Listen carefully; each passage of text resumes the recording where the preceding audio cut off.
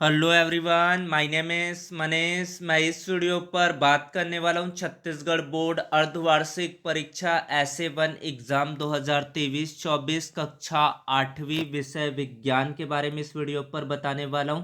तो student video को like share और यूट्यूब चैनल को सब्सक्राइब कर ले। इसका पीडीएफ टेलीग्राम पर मिलेगा, लिंक डिस्क्रिप्शन पर, तो जाकर पीडीएफ को डाउनलोड करें। पूर्णांक रहेगा 80 अंकों का। समय 3 घंटे पर पेपर को पूरा करना है। तो वीडियो को शुरू करते हैं, साथ में इसका उत्तर भी इस वीडियो पर देखेंगे। सही विकल्प चुनिए। वायु में किस गैस का प्रतिशत मात्रा सर्वाधिक होता है? Oxygen, O2, nitrogen, carbon dioxide, अन्य। तो नाइट्रोजन होता है आपका 78% आपका नाइट्रोजन होता है वायुमंडल में। तो पहला का होगा आपका नाइट्रोजन। फिर है आपका कांच का अपवर्तनांक होता है 1.5, 1.3, 2.4, 1.0, यानी कि इसका उत्तर आएगा कांच का अपवर्तनांक होता है आपका 1.5। NaOH सोडियम हाइड्रोक्साइड हाइड्रोक्लोरिक अम्ल से आपका क्या बना? NaCl सोडियम क्लोराइड और H2O। तो यहाँ पर ये क्या है? आपका क्षार है, इसको क्षार कहा जाता है। और HCl क्या है? आपका अम्ल है। अम्ल और क्षार से क्रिया करके आपका क्या बनता है? लवण बन रहा है यहाँ पर। तो इसको उदासीनीकरण अभिक्रिया कहा जाता है। तो उदासीनीकरण अभिक्रिया आएगा इसका। प्रोकैरियोटिक कोशिकाओं का उदाहरण है युग्लिना, अमीबा, पैरामीशियम, नील हरित शैवाल। उत्तर आएगा इसका नील हरित शैवाल। प्रोकैरियोटिक कोशिका का उदाहरण है नील हरित शैवाल। 60 परमाणु वाला कार्बन अपरूप है फुलरिन, ग्रेफाइट, हीरा, चारकोल। तो 60 कार्बन वाला अपरूप कहलाता है फुलरिन। किस हैलोजन का उपयोग एंटीसेप्टिक के रूप में किया जाता है? Fluorine, chlorine, bromine, iodine. तो इसका आएगा आपका आयोडीन। फिर आपका अगला प्रश्न यहाँ पर देखते हैं। निम्नलिखित प्रश्नों के उत्तर दीजिए। मिश्र धातु क्या है?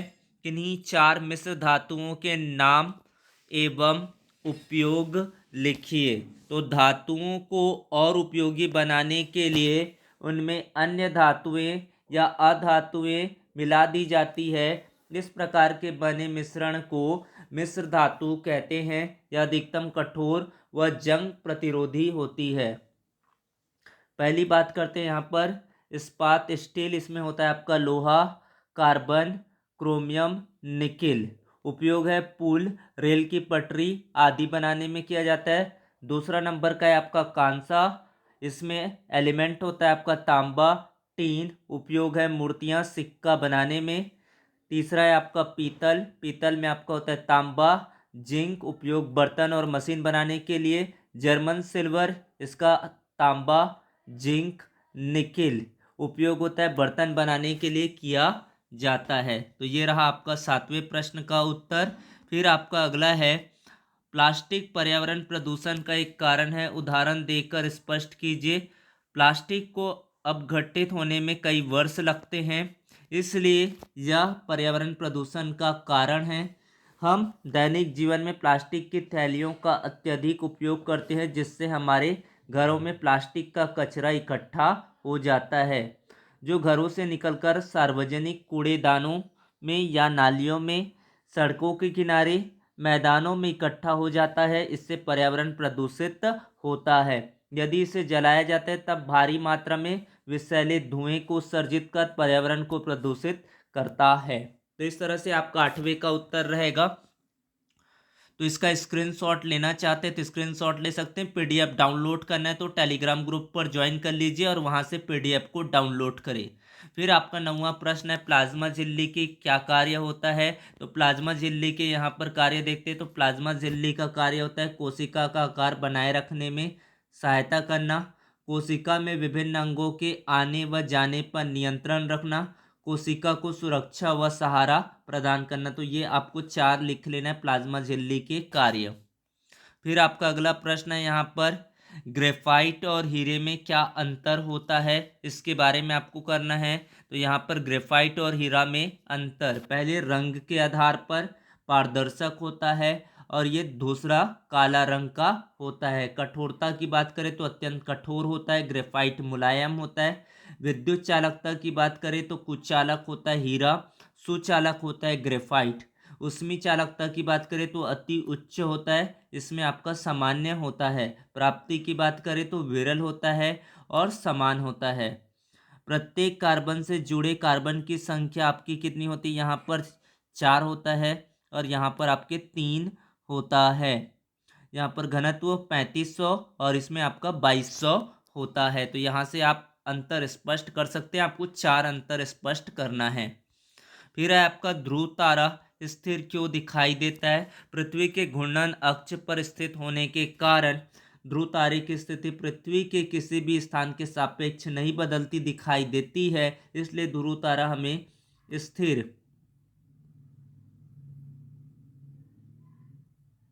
स्थिर प्रतीत होता है। तो ये रहेगा आपका उत्तर, यहाँ से आप इसका स्क्रीनशॉट ले। फिर आपका अगला प्रश्न यहाँ पर देखते हैं, रिक्त स्थानों की पूर्ति कीजिए। नाइट्रोजन युक्त उर्वरक का डैश मुख्य स्रोत है, तो यहाँ पर आएगा अमोनिया, NH3 अमोनिया। फिर आपका कोशिका की खोज डैश के द्वारा किया था, रॉबर्ट हुक के द्वारा किया गया था। इसकी कोमलता के कारण डैश पेंसिल लेड बनाने में प्रयोग किया जाता है, तो ग्रेफाइट आएगा। अधातुओं को टुकड़ों में तोड़ना डैश कहलाता है, भंगुरता कहलाता है, क्षण भंगुरता कहलाता है। डैश बिंदु से प्रकाश की किरण बिना किसी विचलन से गुजरती है। प्रकाश केंद्र यानी कि ऑप्टिक सेंटर से गुजरती है। फिर आपका बिजली के स्विच डैश प्लास्टिक के बने होते हैं, बैकेलाइट। इसका आंसर आएगा आपका बैकेलाइट। फिर आपका 13वां प्रश्न है यहाँ पर, निम्नलिखित का मिलान कीजिए। सूखी वर्क यहाँ पर आपको ऑप्शन दिया गया है, प्लाज्मा झिल्ली, हवाई जहाज के पुर्जे, मेलामाइन, नाइट्रोजन, ठोस कार्बन डाइऑक्साइड, नेपच्यून। तो यहाँ पर सूखी वर्क आएगा ठोस कार्बन डाइऑक्साइड, सॉलिड CO2। अर्ध पारगम्य झिल्ली आएगा आपका प्लाज्मा झिल्ली। फिर आपका ड्यूरालुमिन हवाई जहाज के पुर्जे आएगा। सबसे ठंडा ग्रह होता है नेपच्यून। अग्निशामक कपड़े मेलामाइन के बने होते हैं। खाद्य पदार्थों का भंडारण नाइट्रोजन। ये आपका उत्तर रहेगा, तो यहाँ से इसका स्क्रीनशॉट ले। फिर प्रश्न क्रमांक यहाँ पर 14, सही या गलत का चिन्ह यहाँ पर आपको लगाना है। फ्लेम में हल्का नीला जोन फ्लेम के बीच होता है, तो ये बिल्कुल क्या है, सही है, यानी कि ये राइट है। मैग्नीशियम की तुलना में सोडियम अधिक प्रतिक्रियाशील होता है, तो सोडियम अधिक एक्टिव एलिमेंट होता है, यानी कि ये भी क्या है, सही है। जंग लगना धातुओं के क्षरण का एक उदाहरण है, ये भी आपका सत्य है। ऑक्सीजन गैस वायु को प्रदूषित करता है, तो ये गलत है। ऑक्सीजन गैस आपको श्वसन के लिए उपयोगी होता है। क्लोरोप्लास्ट एक नीले रंग का वर्णक है, तो ये क्या है, आपका गलत है। फिर आपका है अगला प्रश्न यहाँ पर, प्रश्न क्रमांक 15, दृष्टि दोष, दीर्घ दृष्टि दोष क्या है, इसे कैसे ठीक किया जा सकता है, चित्र द्वारा समझाकर लिखिए। अथवा आपको बताना है पादप कोशिका और जंतु कोशिका में अंतर स्पष्ट करना है। पादप कोशिका और जंतु कोशिका में अंतर बताना है। तो सबसे पहले बात करते हैं यहाँ पर पादप कोशिका।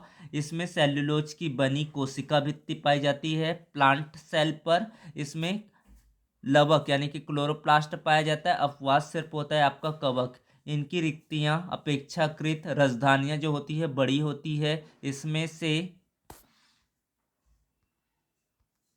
इसमें सेंट्रीसोम एवं सेंट्रियोल का अभाव होता है। जंतु कोशिका की बात करें तो इसमें कोशिका भित्ति नहीं पाया जाता, अभाव होता है। इसमें लवक नहीं पाए जाते। इनकी जो रिक्तियां होती है पादप कोशिका से अपेक्षाकृत छोटी होती है। इसमें सेंट्रोसोम एवं सेंट्रियोल पाया जाता है। फिर आपका अगला प्रश्न यहाँ पर देख लेते हैं। तो यहाँ पर मोमबत्ती की लौ के मुख्य भाग कौन सा है, चित्र द्वारा समझाइए। तो यहाँ पर मुख्य भाग की बात करें तो मोमबत्ती के ज्वाला के प्रमुख भाग है आपका भीतरी क्षेत्र, सबसे ठंडा भाग, इसमें दहन नहीं होता। उसके बाद मध्य क्षेत्र होता है चमकीला और दीप्त क्षेत्र, आंशिक दहन होता है, बाह्य क्षेत्र हल्का नीला पूर्ण दहन वाला क्षेत्र होता है। इस तरह से आपका मोमबत्ती बना लेना है। इस तरह से आपको मोमबत्ती का डायग्राम आपको बनाना है। तो यहाँ पर आपको ये है आपका बाहरी क्षेत्र, बाहरी क्षेत्र है ये। फिर आपको मिलेगा यहाँ पर मध्य क्षेत्र, मध्य क्षेत्र मिलेगा। फिर आपका आखिरी में मिलेगा ये अंदर की ओर भीतरी क्षेत्र, भीतरी क्षेत्र। इस तरह से यहाँ पर देख सकते हैं भीतरी क्षेत्र आपका ठंडा भाग होता है, इसमें दहन नहीं होता। ये जो एरिया है इसको कहा जाता है आपका भीतरी क्षेत्र। मध्य क्षेत्र यहाँ पर ऊपर की जो परत है उसको मध्य क्षेत्र कहा जाता है। फिर सबसे आपका बाहरी क्षेत्र होता है। या फिर आपको रासायनिक अभिक्रिया के प्रकार बताना है। NH3 प्लस HCl NH4Cl संयोजन अभिक्रिया हुआ है इसमें। NaOH HCl इसमें आपका हुआ है विस्थापन अभिक्रिया हुआ, द्विविस्थापन। 2NH3 N2 प्लस 3H2 इसमें हुआ है विघटन अभिक्रिया।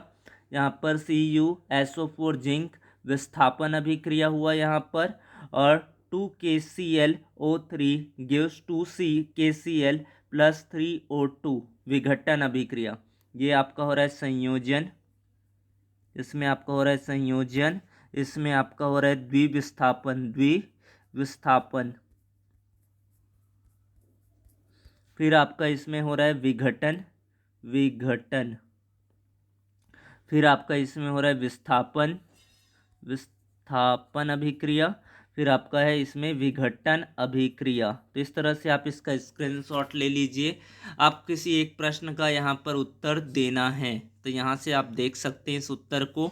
फिर आपका अगला प्रश्न है वायु प्रदूषण के क्या क्या कारण हैं, इसे रोकने हेतु हमें किन उपायों को करना चाहिए, सूक्ष्म जीव के प्रकार और उदाहरण सहित समझाइए। तो यहाँ पर वायु प्रदूषण के बारे में बात करते हैं। यहाँ पर तो वायु प्रदूषण वाहन, कार, बस, ट्रक, ऑटो रिक्शा पेट्रोल या डीजल से चलते हैं, जिससे काफ़ी मात्रा में कार्बन मोनोऑक्साइड यानी कि CO, नाइट्रोजन के ऑक्साइड, सीसा आदि निकलती। ये गैसें मनुष्य के स्वास्थ्य, वनस्पति और जंतुओं के लिए हानिकारक होती है। प्रमुख कारण एक हो गया वाहन, दूसरा होता है आपका उद्योग, स्टील उद्योग, सीमेंट उद्योग, उर्वरक उद्योग आदि। और औद्योगिक संस्थानों से निकलने वाले प्रदूषित ठोस कण भी मनुष्य, जीव जंतुओं, वनस्पतियों के लिए हानिकारक होते हैं। तो ये दो कारण बताए, वाहन के द्वारा, दूसरा उद्योग के द्वारा। फिर है वायु प्रदूषण को रोकने के क्या क्या उपाय हो सकते हैं। तो अधिक से अधिक वृक्षारोपण करना चाहिए, अधिक से अधिक पेड़ लगाना चाहिए। औद्योगिक संस्थानों में निर्माण की प्रक्रिया में बदलाव लाना जिससे कम मात्रा में प्रदूषण निकले। फैक्ट्री की चिमनी की ऊंचाई को बढ़ाना। सौर ऊर्जा एवं पवन ऊर्जा का अधिक से अधिक प्रयोग करना। वाहनों की वायु प्रदूषण संबंधी जांच नियमित रूप से करवाना। धूम्रपान को रोकने की प्रवृत्ति को बढ़ावा देना। स्प्रे प्रसाधन सामग्री का कम से कम उपयोग करना। तो इस तरह से आपका 17 प्रश्न पूछे जाएंगे एग्जाम पर। तो वीडियो को करें like, share. Thanks for watching, subscribe the channel.